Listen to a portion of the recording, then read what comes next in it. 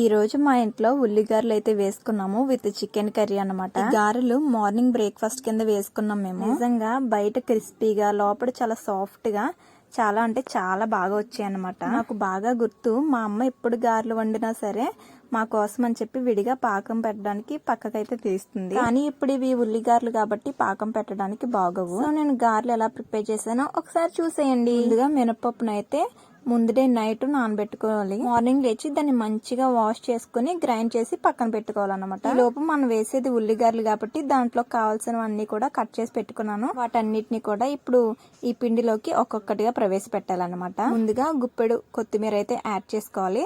తర్వాత అందులోకి సన్నగా తరిగిన ఉల్లిపాయ ముక్కలు అలాగే పచ్చిమిర్చి ముక్కలను అయితే యాడ్ చేసుకున్నాను. తర్వాత అల్లం ముక్కలని వేసుకోవాలి. అందులోనే కొద్దిగా కరివేపాకు అలాగే కొద్దిగా జీలకర్ర అయితే యాడ్ చేసుకోవాలి. ఇందులోనే వెజిటేబుల్స్ వేసుకుని కూడా ట్రై చేయొచ్చు, బాగుంటుంది. ఇది నెక్స్ట్ టైం ట్రై చేద్దాం. ఇంకా ఇప్పుడైతే ఉన్నవన్నీ యాడ్ చేసి మంచిగా మిక్స్ చేసేయాలన్నమాట.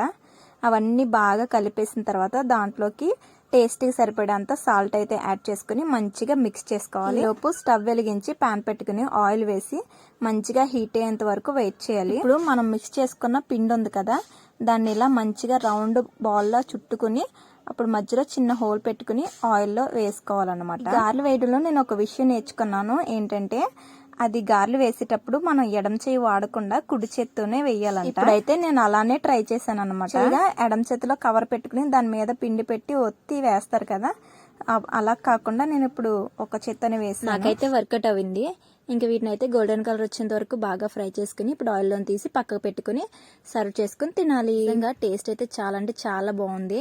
బయట క్రిస్పీగా లోపల సాఫ్ట్ గా చాలా బాగా కుక్ అయినాయి. మీకు నచ్చితే కనుక ఒక లైక్ ఇచ్చి వెళ్ళండి. అదే చేత కామెంట్ చేయండి. అలాగే do subscribe my channel. Thank you for watching.